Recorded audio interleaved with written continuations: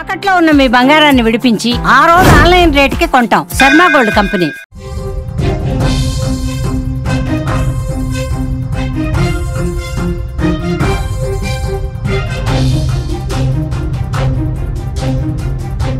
So యుద్ధం చేయకుండానే పాకిస్తాన్ కు భారత్ చుక్కలు చూపిస్తోంది. రోజు రోజుకి మానసికంగా కుంగతీస్తోంది. ఆ దేశ ఆర్థిక మూలాలను భారత్ దెబ్బకొడుతోంది. పహల్గాం దాడి తర్వాత పాకిస్తాన్ కోలుకోలేని ఆంక్షలు విధించిన ఇండియా తాజాగా మరో షాక్ ఇచ్చింది. ఆ దేశం నుంచి వచ్చే దిగుమతులపై నిషేధం విధించింది. పాకిస్తాన్ లో ఉత్పత్తి అయ్యే లేదా ఆ దేశం నుంచి మన దేశానికి వచ్చే అన్ని రకాల వస్తువుల ప్రత్యక్ష పరోక్ష దిగుమతులపై నిషేధం విధిస్తూ నిర్ణయం తీసుకున్నట్లుగా తెలుస్తోంది.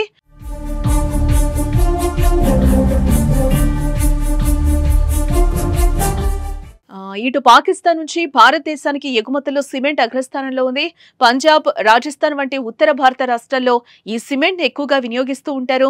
పాకిస్తాన్ నుంచి కొంత మొత్తంలో వస్త్ర ముడి పదార్థాలను దిగుమతి చేసుకుంటూ ఉంటుంది.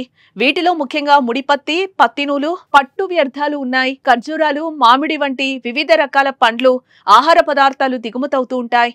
పలు సందర్భాల్లో ఉల్లిపాయలు, టమాటోలు కూడా పాకిస్తాన్ నుంచి భారత్ దిగుమతి చేసుకుంటుంది.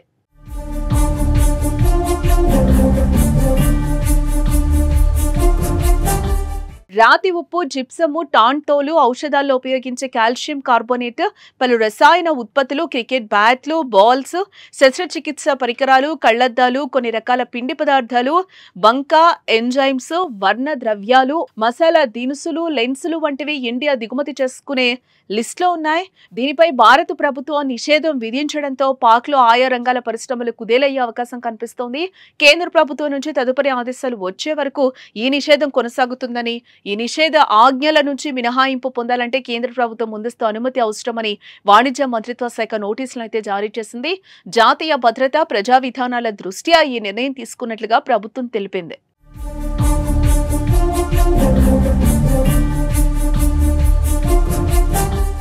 అంతేకాదు పాక్ విమానాలకు నో ఎంట్రీ చెప్పిన ఇండియా ఇప్పుడు ఆ దేశ ఓడలు కూడా భారతదేశంలోకి రాకుండా సముద్ర రవాణా మార్గాలను భారత్ మూసివేసింది. ఆ దేశ జెండాతో ఉన్న ఓడలు భారత పోర్టుల్లోకి రాకుండా కేంద్ర నిషేధం విధించింది. మర్చెంట్ షిప్పింగ్ చట్టం 1958లో 411 సెక్షన్ ప్రకారం ఈ నిర్ణయం తీసుకున్నట్లుగా సమాచారం. ప్రస్తుతం భారత్ తీసుకున్న ఆంక్షలు తక్షణమే అమల్లోకి వస్తాయి. పహల్గాం ఉగ్రదాడి తర్వాత పాకిస్తాన్ను అన్ని విధాలా పాకిస్తాన్ను ఇరుకున పెట్టేందుకు తీసుకోవాల్సిన అన్ని చర్యలపైన భారత ప్రభుత్వం దృష్టి పెట్టింది.